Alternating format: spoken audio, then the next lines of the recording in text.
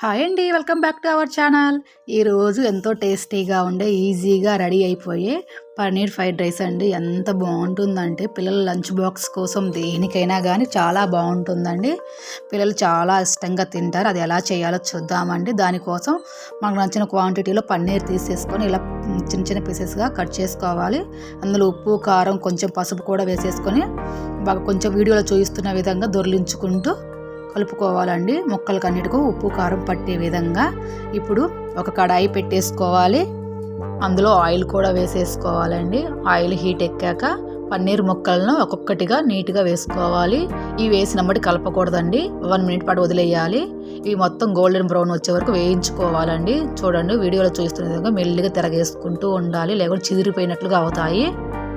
బాగా golden brown రావాలండి. పచ్చిగా అలానే వేసుకుంటే పెద్ద టేస్ట్ అనిపించదండి. ఇలా వేయించుకోవడం వల్ల మరింత టేస్టీగా చాలా బాగుంటుంది.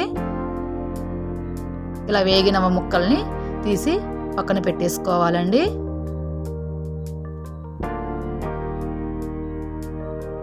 ఆ మిగిలిన ఆయిల్లోకి ఇంకా కొంచెం ఆయిల్ కూడా యాడ్ చేసుకోవాలి.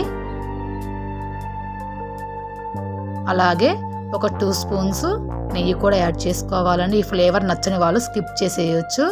మనం ముందుగా ఇలా కట్ చేసి పెట్టుకున్న వెజిటేబుల్స్ని 1 బై 1 వేసుకుంటూ ఉండాలండి. నేను ముందుగానే కట్ చేసి పెట్టుకున్నాను.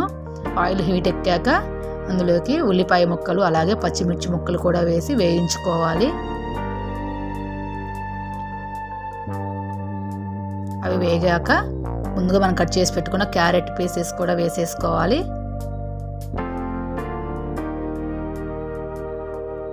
అవి 1 మినిట్ పాటు వేయించుకున్నవాలండి. ఆ తర్వాత కొంచెం సోయా సాస్ వేసుకోవాలి. వేసేసి ఒక్కసారి బాగా కలిపేసేసుకోవాలి.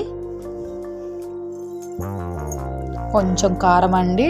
ఆల్రెడీ పచ్చిమిర్చి ఎక్కువ వేసుకున్నాం. కారం కావాలంటే వేసుకో, లేదా స్కిప్ చేసేసేయండి. మళ్ళీ దీన్ని ఏది కర్రీలో తినం కాబట్టి, ఒకటి రైస్ తింటాం కాబట్టి కొంచెం కారం వేసాను. అలాగే కొంచెం ధనియాల పొడి కూడా వేసేసుకోవాలి.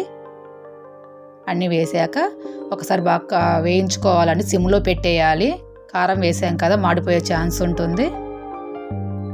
ఇప్పుడు టేస్ట్కి తగినట్టుగా సాల్ట్ వేసుకోవాలి. నేను బాస్మతి రైస్, నార్మల్ రైస్ 2 తీసుకున్నానండి. 2 కలిపి బాయిల్ చేసేసుకొని వడగట్టుకొని వేసేసుకున్నాను రైస్గా. ఇప్పుడు ఆ రైస్ కూడా వేసి కలుపుకున్నాక మనం ముందుగా వేయించి పెట్టుకున్న పన్నీర్ ముక్కలు కూడా వేసి కొంచెం కొత్తిమీర కూడా చల్లుకొని బాగా కలుపుకోవాలి. సాల్ట్ కూడా ఇప్పుడు చెక్ చేసుకొని కలుపుకోవాలండి.